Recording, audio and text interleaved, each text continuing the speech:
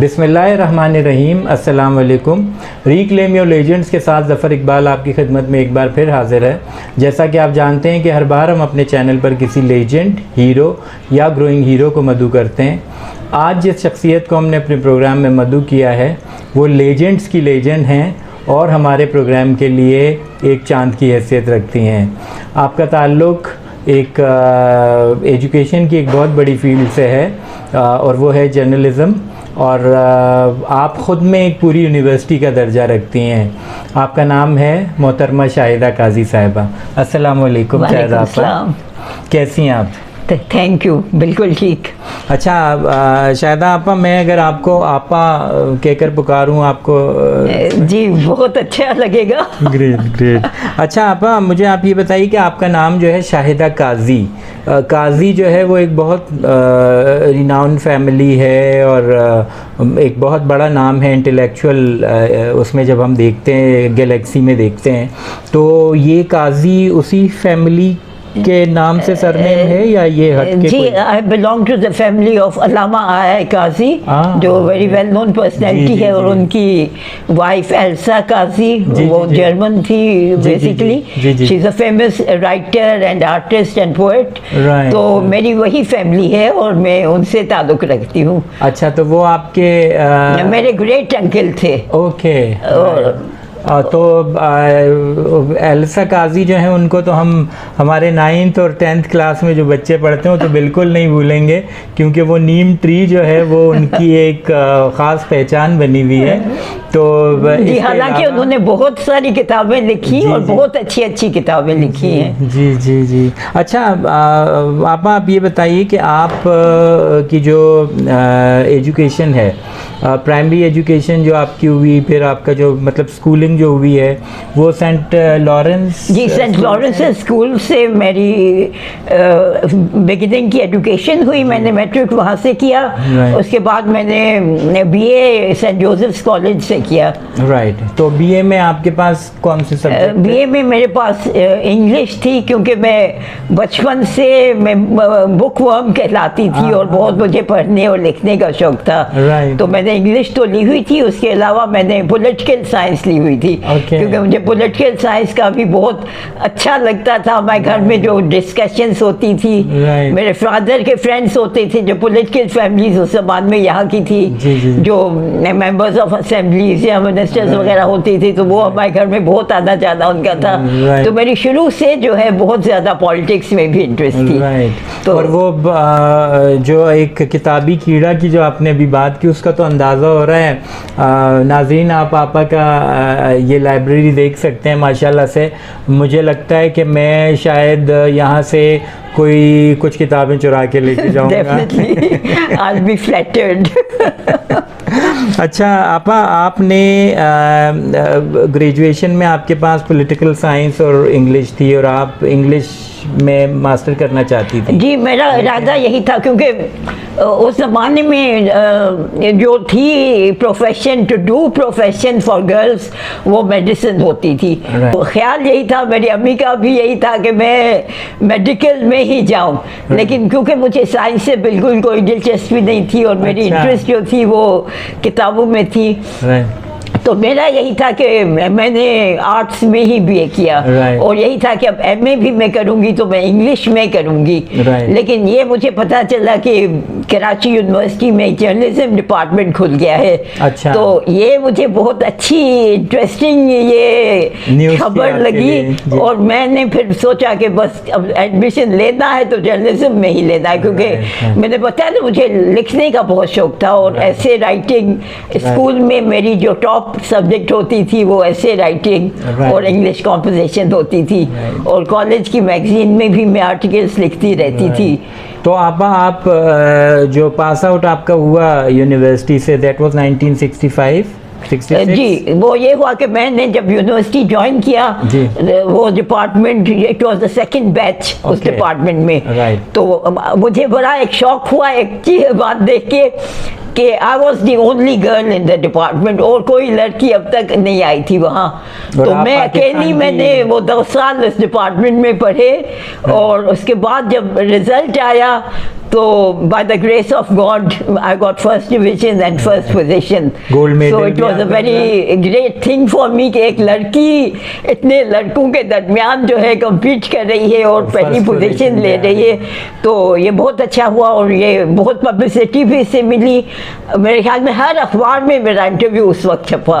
आपको gold medal मिला? जी, मुझे गोल्ड मेडल मिला और हर अखबार में, हर मैगजीन में मेरा इंटरव्यू छपा और मेरे suddenly I found myself as a celebrity, क्योंकि उस जमाने में क्विज शोज वगैरह काफ़ी होते थे और लोग मेरा नाम, जब मैंने देखा कि लोग क्विज में मेरा नाम लोग पूछ रहे हैं कि जर्नलिज्म में फर्स्ट पोजीशन किसकी आई थी, तो I mean it was very fantastic feeling. और नाजरीन, आप यकीन करें, मुझे बहुत ज़्यादा खुशी इस बात की हो रही है कि एक तो शायदा आपा ने माशाल्लाह से ये डिस्टिंक्शन इनको हासिल थी कि ये फ़र्स्ट पोजीशन इन्होंने ली, इतने सारे लोगों में इनकी फ़र्स्ट पोजीशन थी। और दूसरी बात ये कि ये पाकिस्तान की पहली ख़ातून रिपोर्टर हैं न्यूज़ की कि जिनका मैं इंटरव्यू कर रहा हूँ, तो ये मेरे चैनल को प्राउड हासिल है कि इस वक्त अपने यूट्यूब चैनल पर मैं आपा का इंटरव्यू ले रहा हूँ। आपने पास आउट करने के बाद न्यूज़ पास आउट करने के बाद ये हुआ कि मैं इंटर्नशिप 2-3 जगह में मैंने की थी। रेडियो पाकिस्तान में मैंने इंटर्नशिप की थी, 2-3 एडवर्टाइजिंग एजेंसीज में भी की थी।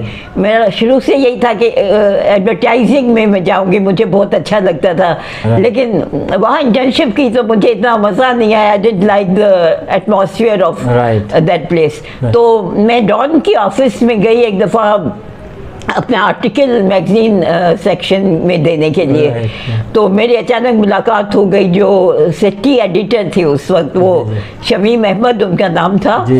तो वो मुझे पहले से जानते थे, जब मैं रेडियो पाकिस्तान में इंटर्नशिप कर रही थी तो उस ज़माने में उनकी मुझसे मुलाकात हुई थी। तो उन्होंने मुझसे पूछा कि क्या कर रही हो, तो मैंने कहा कि फ़िलहाल तो मैं कुछ नहीं कर रही। तो उन्होंने फ़ौरन कहा कि आ जाओ, बस आज से ही ज्वाइन कर लो, हमारे अखबार में आ जाओ। ग्रेट। तो मैंने पूछा भाई क्या कौन सी जॉब है? उन्होंने कहा एज ए रिपोर्टर। तो मुझे तो बड़ी हैरत हुई, बड़ा शौक हुआ। मैंने कहा मैं रिपोर्टिंग कैसे करूँगी भाई, ये तो मर्दों का काम है। क्योंकि उस ज़माने कोई लड़की किसी भी अखबार में कोई खातून रिपोर्टर नहीं थी। तो मैंने कहा ये कैसे होगा? उन्होंने कहा नहीं, आई नो तुम कर सकती हो और बहुत अच्छा करोगी, और बस तुम आ जाओ, अभी से ज्वाइन कर लो।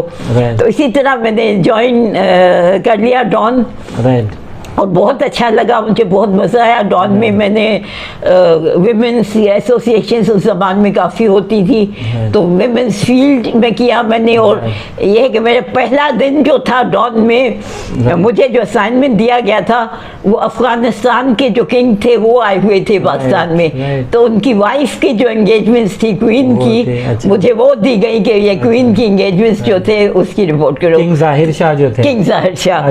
तो ज़ाहिर नेक्स्ट फ्रंट पेज पर वो मेरी स्टोरी छपी, तो obviously it was a very big feeling कि मेरा पहला दिन है, पहली खबर है और इस तरह फ्रंट पेज में छप रही है। उसके बाद मैंने विमेंस ऑर्गेनाइजेशंस थी, विमेंस प्रॉब्लम्स, उन पर बहुत लिखा, प्लस एजुकेशन मेरी फील्ड थी, और सोशल जो थी सर्विसेज और सोशल ऑर्गेनाइजेशंस, उन पर भी मैं काफ़ी लिखती रही। तो कोई तकरीबन 2 साल में डॉन में रही और बहुत अच्छा लगा, बहुत इन्जॉय किया मैंने। मैंने अपना कैच फ्रेज यही बता दिया था कि I am not a girl, I am a reporter, क्योंकि लोग ज़ाहिर हैरेसमेंट तो होती है, आपको पता है, ये तो हर फील्ड में होती है, तो उससे तो इंसान नहीं बच सकता, लेकिन मैंने अपना ये स्ट्रॉन्ग बना के रखा था। उसके बाद ये हो कि अब तक मैंने पाकिस्तान टेलीविजन में भी अपनी एप्लीकेशन भेजी हुई थी for the job of news producer. तो कराची में उस वक्त नहीं थी स्टेशन, लेकिन अब कराची में खुल गई थी स्टेशन। और जैसे वो कराची में स्टेशन खुली तो मुझे पीटीवी से फ़ोन आ गया कि भाई तुम्हारे अपॉइंटमेंट हो गई है, तुम आ जाओ।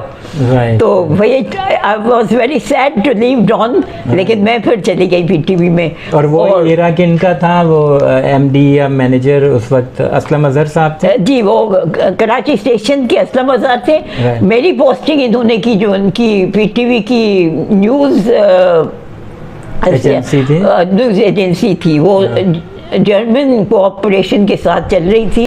तो सारे वो फिल्मों की एडिटिंग वगैरह देखना और उनकी कमेंट्री वगैरह देखना, ये काम मैं करती रही। न्यूज़ एडिटर भी रही हैं आप? जी। उसके बाद फिर मेरा कुछ सालों बाद पीटीवी स्टेशन में ट्रांसफ़र हो गया। मैंने लाहौर स्टेशन में भी काम किया। अच्छा। और कराची स्टेशन में भी काम किया और काफ़ी साल में वहाँ रही।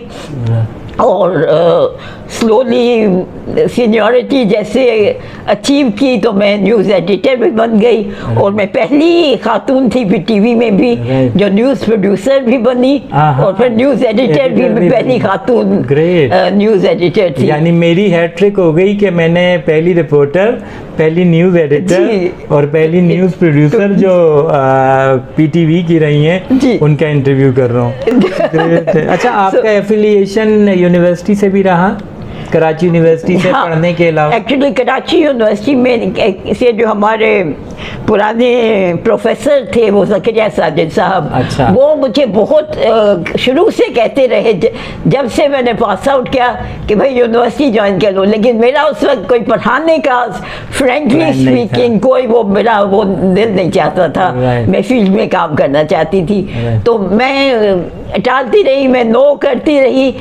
थोड़ा अर्सा मैंने as a visiting faculty Karachi university में पढ़ाया, लेकिन पीटीवी में आपको पता है कितना काम होता है। तो फिर मैंने थोड़े अरसे बाद छोड़ दिया क्योंकि प्रेशर ऑफ वर्क बहुत ज़्यादा हो गया था।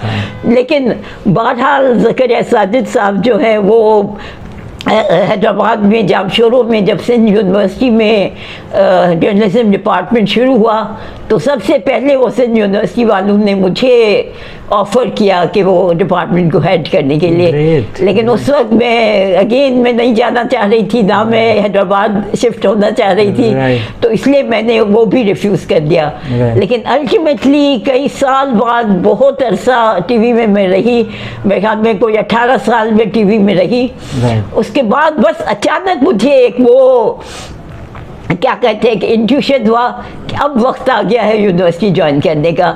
तो मैंने जब ज़करिया साजिद साहब ने मुझे फिर प्रेस किया तो मैंने हथियार डाल दिए। मैंने कहा ओके मैं आ रही हूँ। और उस वक्त फिर मैंने कराची यूनिवर्सिटी ज्वाइन किया। अच्छा, मज़े की बात है कि कराची यूनिवर्सिटी में मेरी पे जो उस वक्त मिल रही थी एग्जैक्टली हाफ थी, जो जितनी मुझे टीवी में मिल रही थी उससे आधी पे मुझे कराची यूनिवर्सिटी में मिल रही थी। लेकिन मैंने बहुत इंजॉय किया, बहुत अच्छा लगा, बहुत मज़ा आया। और मेरे पुराने स्टूडेंट्स अब भी मिलते हैं तो मुझे बहुत बहुत खुशी होती है उनसे मिलके, बहुत अच्छा लगता है। I am very happy that I spend so much time in Karachi university. और माशाल्लाह से मेरे ख्याल में 20 साल मैंने कराची यूनिवर्सिटी में एज अ प्रोफेसर गुजारे। उसके बाद जब मैं रिटायर हो रही थी, अपना एज 60 एज पर रिटायर होना था, वो जिन्ना यूनिवर्सिटी फॉर वुमेन थी उनके वाइस चांसलर ने तो बिल्कुल एडवांस बुकिंग कर दी। तो उसके बाद मैं फिर चली गई जिन्ना यूनिवर्सिटी में, वहाँ भी अच्छा वक्त गुजारा। उसके बाद और यूनिवर्सिटीज़ वाले बुलाते रहे, मैं सबके मोस्टली सारे प्राइवेट यूनिवर्सिटीज़ के बोर्ड ऑफ डायरेक्टर्स वगैरह पर रही हूँ। फिर बाद में वो इंस्टीट्यूट ऑफ बिजनेस मैनेजमेंट था तो उस वक्त मैं फिर IOBM में मैं वहाँ चली गई बिजनेस मैनेजमेंट इंस्टीट्यूट में और वहाँ उनका शुरू किया और वहाँ भी काफ़ी साल में रही। तो रियली आई एंजॉयड इट, बहुत पढ़ाने में बहुत मज़ा आया। 18-20 ईयर्स आपने कहा कि PTV पे आपने गुजारे, तो आप तकरीबन समझें कि 87-88 तक वहाँ थी? मेरे ख्याल में मैं हाँ कुछ ऐसे ही था, 80s में ही मैं। तो आपकी जो आपकी पर्सनालिटी और आपका जो अंदाज़े बयां है उससे देख के लगता नहीं है, लेकिन ये सवाल मैं पूछना चाहता हूँ कि आपकी जो डांट थी वो PTV के कितने न्यूज़कास्टर्स ने ली होगी, सुनी होगी?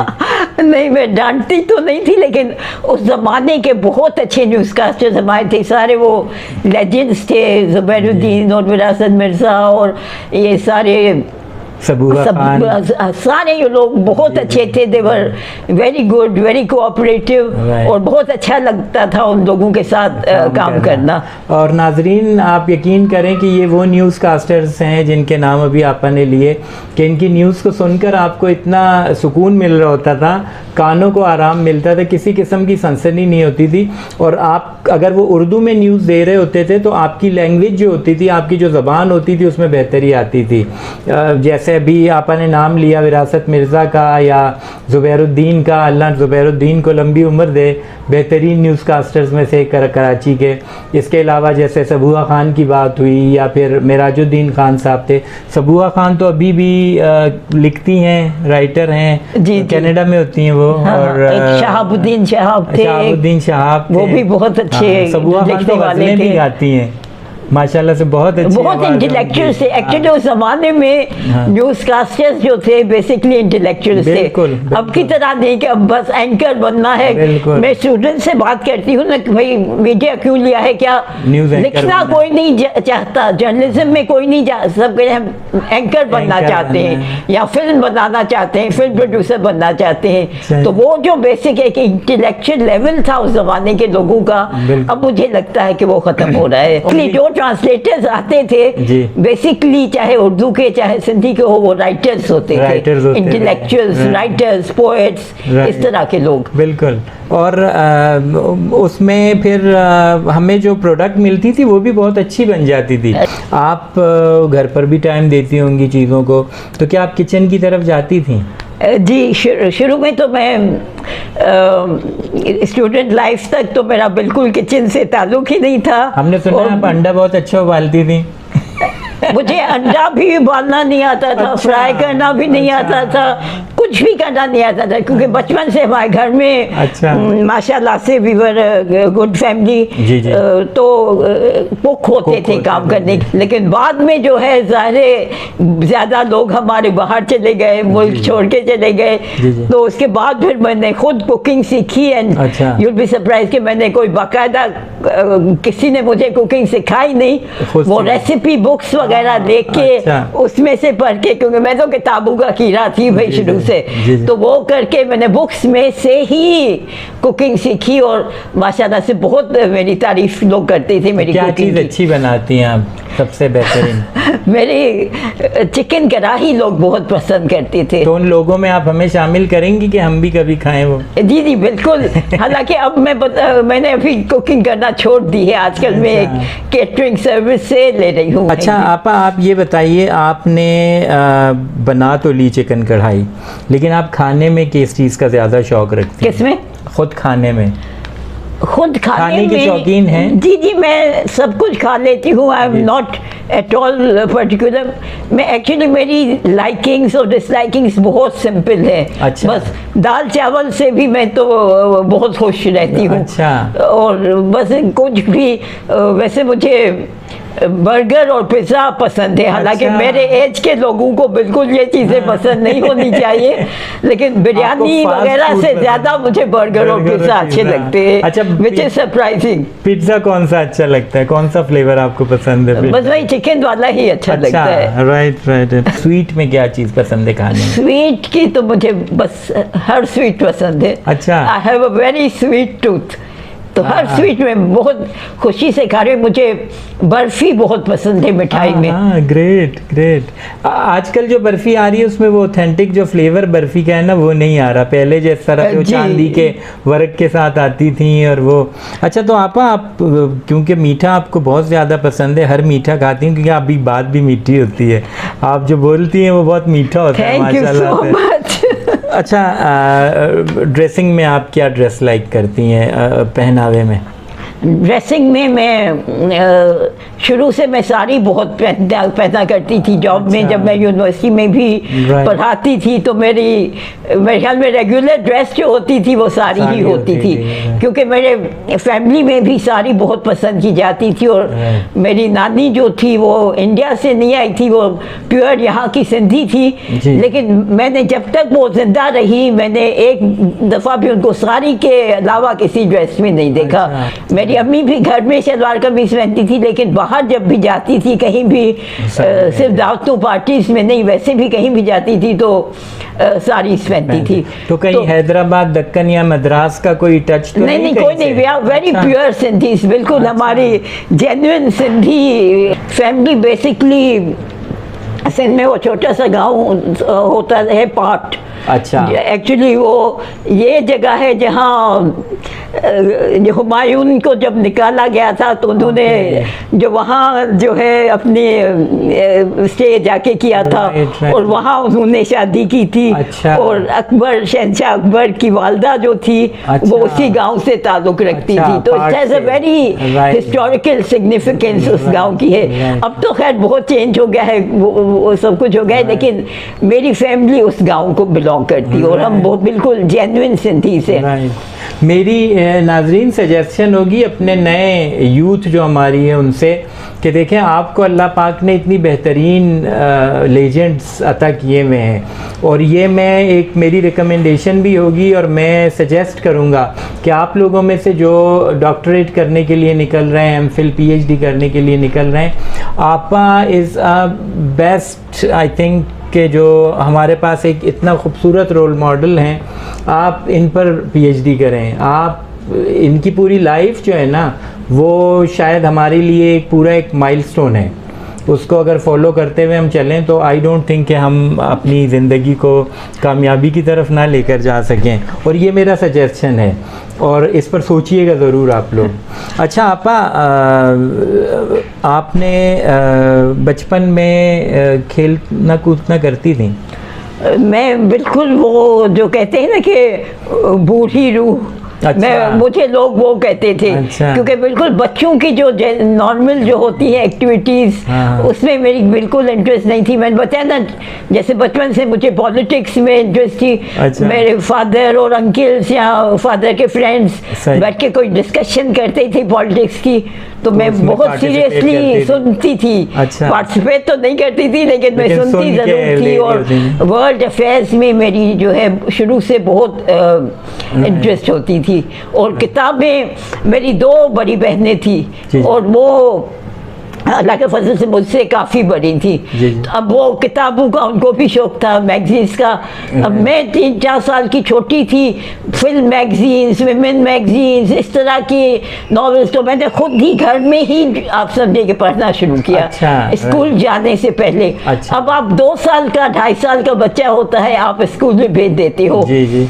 मैं जब स्कूल गई, आपको पता है मैं किस एज की थी? आई वॉज 6 years old, 6 साल की थी। और मुझे फ़ौरन वो नन्स ने, सेंट लॉरेंसेस की नन्स ने मेरा इंटरव्यू लिया, और मुझे फ़ौरन क्लास 2 में भेज दिया। क्योंकि उन्होंने कहा कि भाई हम बड़ी क्लास में भी तुम इतना अच्छा पढ़ती हो, और इतना अच्छी तुम्हारी इंग्लिश है बोलने में भी, तो हम बड़ी क्लास में भी भेज सकते हैं, लेकिन तो वहाँ मिसफिट होगी, क्योंकि वहाँ एज का तुम्हारा मसला होगा। तो उन्होंने मुझे एडवाइस दी कि क्लास 2 में रह जाओ। तो मैंने तो बहुत पहले से पढ़ना शुरू किया था, और मैं हमेशा ये कहती हूँ कि मैंने पढ़ना सीखा फिल्म मैगजीन्स पढ़ के, क्योंकि मैं फिल्म की बहुत शौकीन थी। अच्छा। I was a big fan of films. Cinema जाती थी बहुत। अच्छा। उस जमाने में सिनेमा सब लोगों की, आप समझेंगे कराची के लोगों की मेन जो एंटरटेनमेंट सिनेमास होती थी। तो तकरीबन हर हफ्ते मेरी बहनें और अम्मी जाती थी, तो मैं पाकिस्तानी फिल्में भी, इंग्लिश फिल्में भी, हॉलीवुड की भी, दिलीप कुमार और राज कपूर की फिल्में, और एलिजाबेथ टेलर की, और ग्रेगरी पेक की, और संतोष और सबिहा की, और सबकी मेरे ये फेवरेट स्टार्स होते थे, और मैं बहुत फिल्में देखना पसंद करती थी। और नाजरीन, ये वो एरा था जिसका अभी आपने जिक्र किया, जिसमें हमें संतोष कुमार और सबिया खानम, नैयर सुल्ताना, दर्पण, शमीम आरा और यास्मीन शौकत की तरह के जो अलाउद्दीन बेहतरीन लोग, बेहतरीन लेजेंड जो हमारे थे, वो हमें उस वक्त मैसर थे। इसके बाद का जो एरा आया जिसमें शबनम साहिबा हैं, ज़ेबा, मुमताज़ थी, और फिर बाबरा शरीफ का दौर आया। इसी तरह से चलते चलते मोहम्मद अली, नदीम, शाहिद, वहीद मुराद, ये वो लोग थे जो हमारा एक्चुअल हीरा थे। और मेरी आने वाले जो नए लोग हैं उनसे भी ये रिक्वेस्ट होगी कि आप यकीनन इनके जो तर्ज़ अमल था परफॉर्मेंस में, उसको फॉलो करें तो और ज़्यादा बेहतरीन काम कर सकेंगे। आपा, आप शरारतें करती थी? नहीं, मैंने कहा ना, मैं आप में बूढ़ी रूह थी, तो बिल्कुल बच्चों, और मैं बहुत शाय थी, लोगों से मिलना जुलना मैं बिल्कुल पसंद नहीं करती थी। अच्छा। फ्रेंड्स भी नहीं होते थे, बस अच्छा। बहुत क्वाइट और शाय मैं होती थी। और बिल्कुल अब जो मुझे लोग देखते हैं तो बहुत ही डिफरेंट हूँ। उनको यकीन नहीं आएगा अगर मेरे वो बचपन में अगर वो मुझे देखते कि ये यही है। तो टीवी आप देखती हैं? आप न्यूज़ वगैरह तो देखती होंगी यकीनन, वो तो आप उस वक्त ऑब्जर्व भी कर रही जी, होती वो थी। तो ब्लड में है एक चीज। तो मैं न्यूज़ हेडलाइंस बहुत देखती हूँ। अच्छा। मैं बहुत सारे न्यूज़ के टॉक शोज में अपीयर होती थी एक ज़माने में, लेकिन अब मैंने वो भी छोड़ दिया है, क्योंकि अब मैं देखती हूँ लेवल जो टॉक शोज की है, सिर्फ पॉलिटिक्स डिस्कस होती है और सिर्फ एक दूसरे पर इल्ज़ाम तराशी करना और एक दूसरे को गाली गलौच देना और बस इस तरह की बातें। तो सोशल टॉपिक्स पर डिस्कशन नहीं होती। मैं ये बहुत मिस करती हूँ, क्योंकि पहले विमेंस इश्यूज़ पर, एजुकेशन इश्यूज़ पर, दूसरे सोशल प्रॉब्लम्स पर बहुत डिस्कशंस होती थी, लेकिन अब सिर्फ पॉलिटिक्स पर ही टॉक शोज हो गए। तो मैंने अब टॉक शोज में जाना छोड़ दिया है। तो आप ड्रामे वगैरह देखती हैं? ड्रामे भी मैं कभी कभी देखती हूँ, लेकिन बहुत डिसअपॉइंटिंग होती हैं, क्योंकि हर ड्रामा में लगता है कि बस एक औरत के खिलाफ इंट्रीग कर रही है दूसरी औरत, चाहे उसकी सास है, चाहे उसकी खाला है, चाहे उसकी कजिन है। अब तो बहन तक जी बहन कर रही होती है। और ये भी दिखा रही है कि औरतें शादीशुदा हैं, लेकिन फिर वो दूसरे मर्दों के साथ इन्वॉल्व हो रही हैं। तो मुझे बहुत डिसअपॉइंटमेंट हो रही है, क्योंकि पहले जो पीटीवी के ड्रामे थे उनका एक लेवल बहुत ही ज़्यादा अच्छा था। तो उसमें आपको कौन से कोई ड्रामा पसंद था? पीटीवी के जो ड्रामे आते थे, वो जो एक गैलेक्सी, जी मुझे बहुत है, अब नाम तो सबके याद नहीं है, वो वारिस और अनकही और तन्हाइयाँ और इस तरह के वो जो थे बहुत मुझे अच्छे लगते थे। तो उस दौर के जो लोग थे उसमें भी मेरे ख्याल से अब चंद लोग हमारे पास इस वक्त मौजूद हैं, जैसे शमीम लाली हैं, अजरा हुसैन हैं या उस्मा गिलानी है, तो वो भी गाहे बगाए आती हैं। हाँ जी, अब तो बहुत कम रह गए, क्योंकि ऑलमोस्ट डेली अब तो खबर आ रही किसी पुराने आर्टिस्ट या राइटर या इस तरह के इंटेलेक्चुअल की मरने की, तो बहुत दुख होता है कि भाई वो कहाँ जा रहे हैं। हीरे खो रहे हैं हम, सारे हीरे, या तो इंतकाल हो जाता है या फिर वो मुल्क से बाहर चले जाते हैं। जी बिल्कुल। अच्छा आप गाने सुनती हैं? गाने एक ज़माने में मैं बहुत सुनती थी। अच्छा। बहुत मुझे पुराने गाने, फिर आपने पुराना ज़माना याद दिला दिया। जो शायरी होती थी गानों की, जो मोहम्मद रफ़ी के गाने होते थे उस ज़माने के, या जिम रीव्स और क्लिफ रिचर्ड और पैट बून जो हॉलीवुड के गाने वाले थे, सलीम रज़ा, मुझे वो बहुत याद थे। आजकल गाने तो बस अब तो गाने शायरी बिल्कुल नहीं है। बात यह है कि गाने अच्छे गाते होंगे, म्यूज़िक अच्छी होगी, मगर उस ज़माने के जो म्यूज़िक डायरेक्टर्स थे और जो गाने वाले थे, उन सबसे ज़्यादा जो शायरी होती थी ना, और अभी तक मैं वही सुनना पसंद करती हूँ, पुराने गाने। वही 50s 60s का ज़माना ना, मैं कहती हूँ बेस्ट था। Writers, poets, singers, musicians, actors, हर लिहाज से। अब जाने ये मेरी एज है जो बोल रही है, लेकिन वो ज़माना अगर आप आजकल के बच्चों को भी दिखाएं तो उनको बहुत पसंद आएगा। हकीकत है, यही वजह है कि अभी तक उन्हें याद भी किया जा रहा है, वरना आजकल जो प्रोडक्ट आ रही है उसको तो अभी सुनते हैं और अभी वो रिमूव बिल्कुल गायब हो जाती है। आजकल के तो सिंगर्स के तो मुझे नाम भी याद नहीं रहते। इवन टीवी ड्रामास में जो एक्टर्स आते हैं मुझे किसी के नाम याद नहीं रहते। वो आप क्या सोचती हैं कि जो आपने कम्युनिटी सर्विसेज की हैं उसमें आपकी वो कौन सी ऐसी सर्विस होगी जिसमें आप फील करती हैं कि ये मेरी? देखिए, मैं कम्युनिटी सर्विस करती हूँ तो बिल्कुल खामोशी चुपचाप से, खामोशी से, दिखावा बिल्कुल नहीं करती। मैं बिल्कुल इस तरह के तो डेमोन्स्ट्रेशंस वगैरह एक्टिविटी होती है, मैं उनमें अवॉइड करती हूँ। आई डोंट तस्वीरी कम्युनिटी सर्विस नहीं करती? नहीं, उस तरह की मैं बिल्कुल नहीं।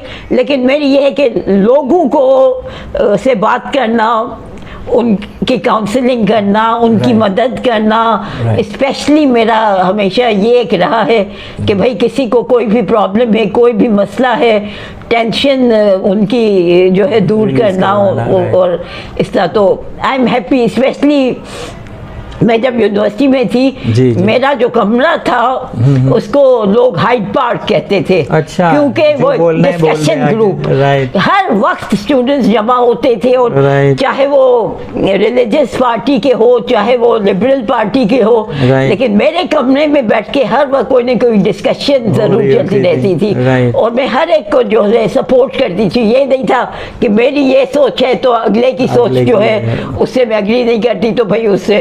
तो और टीचर्स भी आ जाते थे, दूसरे डिपार्टमेंट्स के टीचर्स भी आके मेरे कमरे में। तो हर वक्त मेरा कमरा जो होता था ना वो खुला होता था, एक खुली जगह होती थी। तो I am very proud of that now.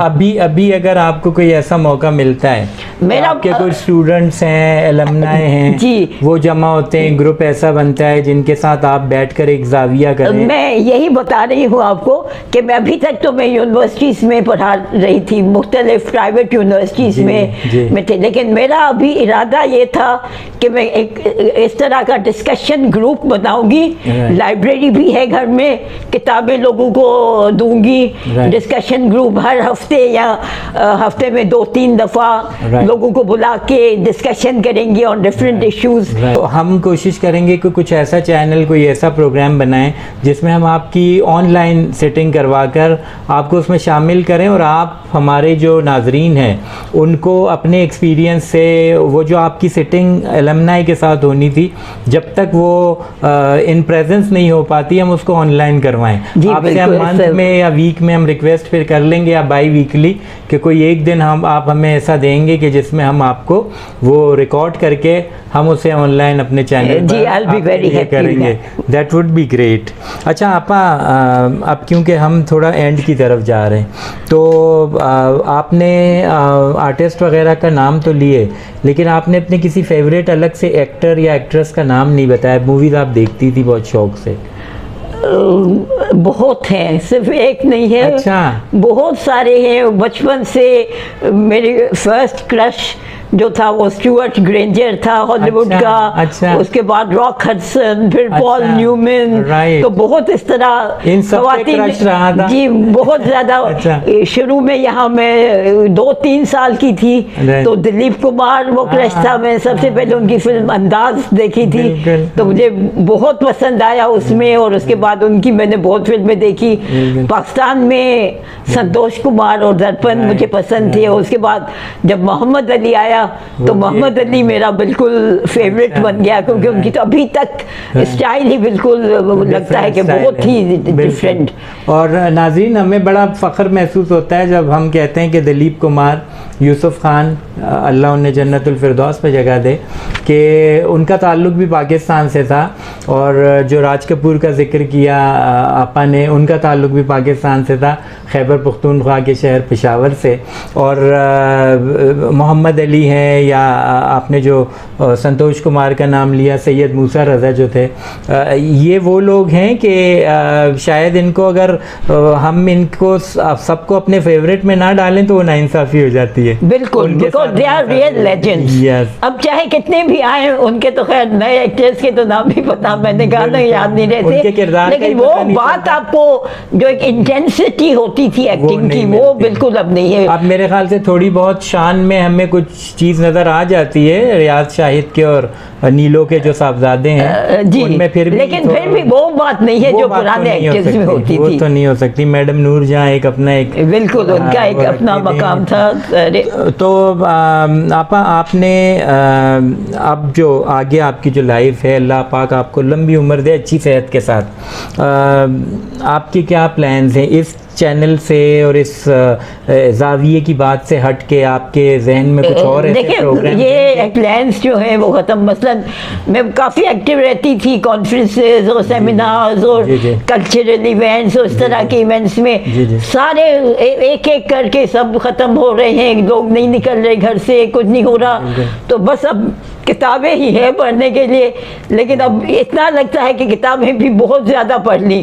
तो मेरी एक्चुअली कई सालों से मैं ये आपको बता रही हूँ, और जी। जनरली लोगों को पता नहीं कि मेरी वो रूहानियत में, स्पिरिचुअलिटी, तसव्वुफ की मिस्टिसिज्म, तरफ, इन बातों में मेरी काफ़ी इंटरेस्ट बढ़ गई, और मैंने काफ़ी इस मामले में पढ़ा है। मसलन सूफीज़म के बारे में, सूफी जो बड़े हमारे थे बुजुर्ग, उनके बारे में मैंने काफ़ी किया है। और मैं अपनी लाइफ में कोशिश यही करती हूँ कि भाई सबसे सिंपल लाइफ हो, बिल्कुल एक सूफियाना अंदाज की लाइफ हो, कि भाई कोई मटेरियल दुनिया की चीज़ों से जो है ला ताल्लुकी हो जाए, इंसान से मोहब्बत और अल्लाह की इंसान से मोहब्बत, टॉलरेंस, ईगो और ग्रीड और इस तरह की इंटॉलरेंस, ये चीज़ें बिल्कुल मैंने अपने आप से ख़त्म कर दी हैं। और ये जो न्यू मेडिटेशन वगैरह इस तरह की जो बातें हैं, तो मैं आजकल इन चीज़ों में बहुत ज़्यादा बिलीव करती हूँ, और पढ़ भी ज़्यादा मैं इस तरह की चीज़ें तो नहीं। आप उम्मीद करते हैं हम कि जब कभी हम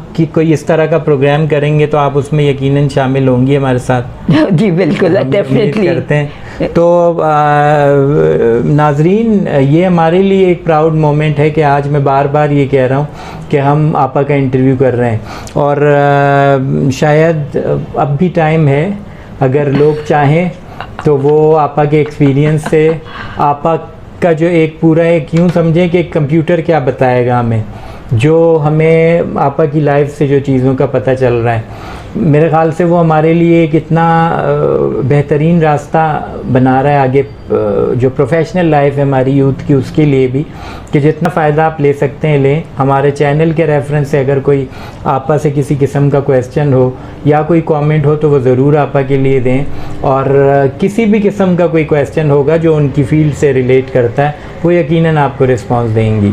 अच्छा आपा, आपका बहुत बहुत शुक्रिया, आपने हमें इतना अपना कीमती वक्त जो है वो दिया। थैंक यू वेरी मच भाई, नहीं, हमें तो याद किया। आपको अल्लाह पाक खुश रखे। और अच्छा, हमारे एक प्रोग्राम का जो फॉर्मेट है उसमें एक टोकन ऑफ एप्रिसिएशन हम दे रहे होते हैं अपने गेस्ट को, अपने मेहमान को, जिसने अपना इतना कीमती वक्त हमें दिया होता है। ये इतनी बड़ी चीज़ नहीं है, लेकिन हमारी कोशिश होती है कि हम उनके जो उन्होंने एफर्ट दी है हमें, उसको हम अप्रिशिएट करें। तो ये हमारी तरफ से आप कबूल कीजिए। Thank you very much. बहुत बहुत शुक्रिया आपा। आपका शुक्रिया भी। हम उम्मीद करते हैं कि इंशाल्लाह अगर हमारे जो ऑडियंस है, हमारे जो देखने वाले हैं नाज़रीन, अगर आपसे किसी किस्म का भी उनको कोई क्वेश्चन है या कोई क्वेरी है तो आप ज़रूर उस पर हमें रिस्पॉन्स करेंगे इंशाल्लाह। थैंक यू सो मच, बहुत बहुत शुक्रिया। नाज़रीन, मुझे उम्मीद है कि आज के इंटरव्यू को आपने बहुत इन्जॉय किया होगा, और एक समंदर था जिसमें हमने कोशिश की कि उतर कर कुछ जवाहरात जो हैं वो जमा कर लिए जाएं। जितने जवाहरात हमारे हाथ में आ सके वो हमने जमा किए, जितने मोती हमारे हाथ में आ सके वो हमने जमा किए, और उम्मीद ये रखते हैं कि इंशाल्लाह आगे भी हमारी ये कोशिश जारी रहेगी। मोहतरमा शाहिदा काजी साहिबा के जो इंटरव्यू था इसको आपने बहुत इन्जॉय किया होगा। आज के हमारे इस इंटरव्यू को ज़रूर लाइक कीजिएगा, इसके अलावा चैनल को सब्सक्राइब भी कर लीजिए अगर नहीं किया हुआ, और इंटरव्यू को शेयर भी ज़रूर कीजिएगा। आइंदा की किसी दूसरे गेस्ट के साथ, किसी दूसरे मेहमान के साथ नशिस्त तक के लिए ज़फ़र इकबाल को इजाज़त दीजिए। बहुत बहुत शुक्रिया। अस्सलाम वालेकुम, खुदा हाफिज़, पाकिस्तान ज़िंदाबाद।